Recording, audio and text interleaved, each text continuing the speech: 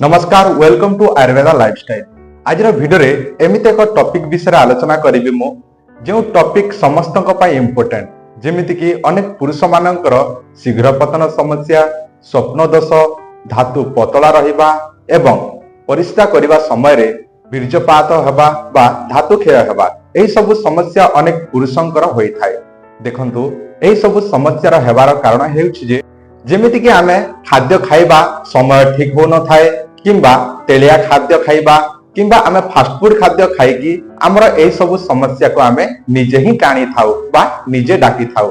किंतु एही सब समस्यार समाधान अछि पूर्व कालरु चली आसीछि अनेक प्रकार आयुर्वेदिक, किंतु सेही सब आयुर्वेदिक को समस्ते भूली जाउछंती। मु आपण मानकु वीडियो रे एमिते एक आयुर्वेदिक उपाय कहिबी जो आयुर्वेदिक उपाय जदि आपण माने करिवे निजे यूज करिवे ताले आपनक स्वास्थ्य केबे हेले खराब हेबो नाही। आपण माने समस्त जानती स्वास्थ्य ठीक थिले सब किछि ठीक कुहा जाए, स्वास्थ्य ही संपद।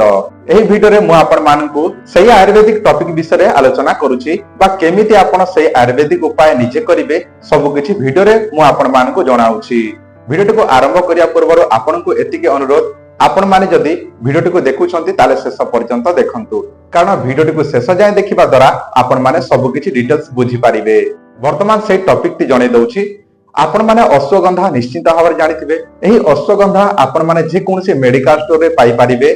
जदि मेडिकल स्टोर को जीवा को चाहू नाहांती ताले आपण ऑनलाइन रे मध्य मगेई पारिबे। एहा दुई प्रकार थाए, जेमिति कि गोटे हेउची पाउडर एवं आ गोटे हेउची टैबलेट।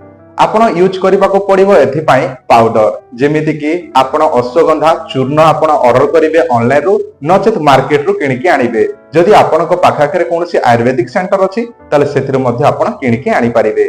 सेही जिनिस आनला परे जोटा कि अश्वगंधा चूर्ण आनला परे प्रतिदिन कोन करिवे उखुम क्षीर रे सकाळो एवं रात्र समय रे 2 चम्मच लेखाई सही क्षीर रे उखुम क्षीर रे आपण मिसई देबे। भल भाव रे फेंटी नेबे। फेंटी देला परे ताहाको आपण प्रतिदिन सकाळो खाली पेट रे एवं रात्र समय रे सोइबा पूर्व सेवन करिबा द्वारा एही परे आपण 15 दिन किबा गोटे मास कंटिन्यू आपण 3 मास पर्यंत जदि एहा को व्यवहार करिवे ताले आपनक शरीर रे केबे हेले कोनसी समस्या आसीबो नाही। जेमिति कि धातु पतला हेबा, बीर्जपात हेबा, शीघ्र पतन हेबा, ता सहित आपनकर जोटा कि पतला हेउ थाए धातु ताहले मध्य से सब समस्या मध्य ठीक हेबा को लागिबो।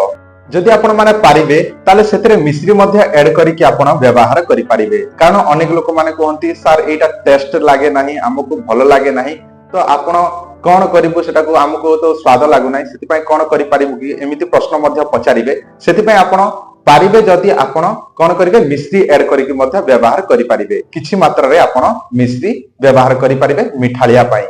आशा करछि आपण मानको वीडियो टे भल लागिथिबो। आजिरो वीडियो एतिकी। वीडियो देखिथार धन्यवाद। नमस्कार।